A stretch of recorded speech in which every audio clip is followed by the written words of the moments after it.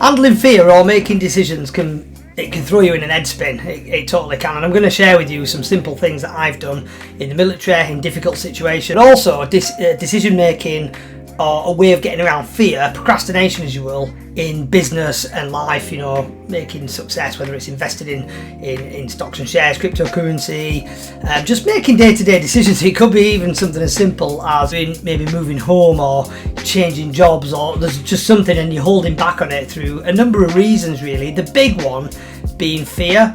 Now I'm going to give a shout out on this one because the reason I'm doing this video today is twofold. I mean, one, I want to add value as always to you guys, but second, Andy, this is for you.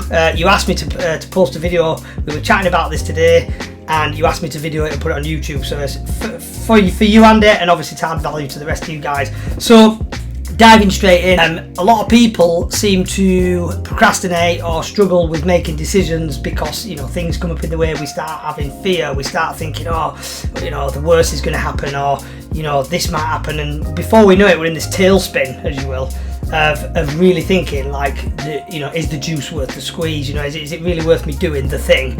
Because at the moment I'm having all these doubts and these fears are coming up.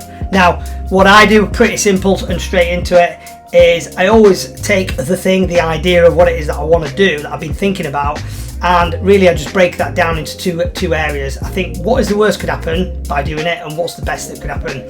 So let's look at that a little bit further, just to give you a bit more detail and a bit more clarity really. So using an example, I'm going to invest in cryptocurrency. I've got a pile of money that I want to put into it, or I want to start paying into it monthly. I've really been looking into it. I might have read a couple of books on blockchain technology, and I've done a bit of research. Hopefully not too much research, and because if you start doing too much research, you can have what's known as paralysis analysis, where you're just overanalyzing things and you're just thinking that, oh, wait till the time's right, I need to know more, and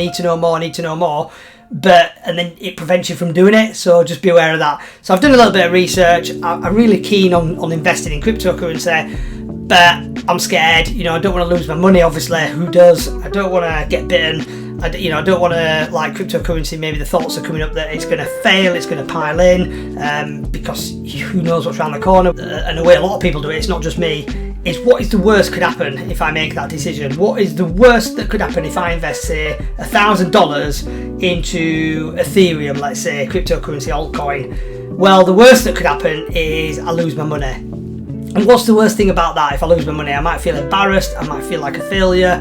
And by all means, this is the thought process that I go, and you could write this down. So, like, pros and cons. What's worse about that, about losing £1,000? Well, if you haven't got £1,000 that you want to be losing to start with, you shouldn't really be investing in cryptocurrency. It should be spare money that you've got. So really, if I lose that £1,000, the worst part about that is, it's a kick in the teeth. So other than that, is it gonna cause a massive problem in my life? Maybe not.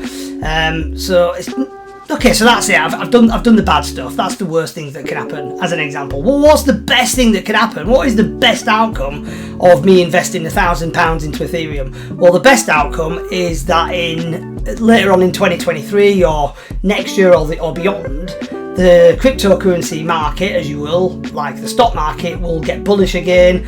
It'll go on an upwards trend. Everybody will start buying, and the price of Ethereum will go up, for example, or whatever altcoin that you bought.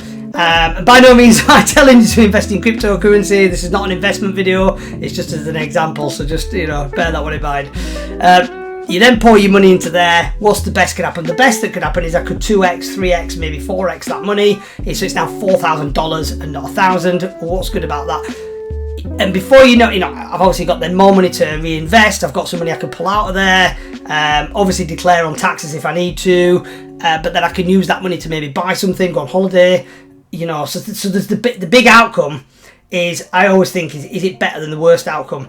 And if the best, if the outcome at the positive end is the better side of the two, then I make a decision. And that's how not just me, a lot of people go on about, taking risks, as you will. Entrepreneurs take risks all the time, but it's never stupid risks.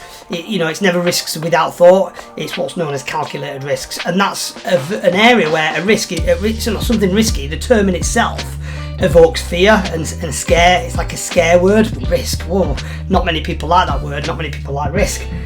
So that's how I go about it, and a lot of people out in the world, especially like a lot of the entrepreneurs that I know, they definitely use this method of what is the worst could happen, what is the best could happen. Hope that helps. Try it yourself, you know, by all means. It doesn't need to be cryptocurrency. Apply it to something little for now. You know, it could be something that you've been thinking about already. Maybe you've been thinking about going to the gym, starting maybe, you know, a training program. Maybe you've been putting off investing some money in yourself, like you've maybe been looking at, you've maybe got something wrong with you, like, I don't know, you need help with IBS, or, you know, a personal trainer to help you take you to the next level with your fitness, and you've been holding off because of fear, procrastination.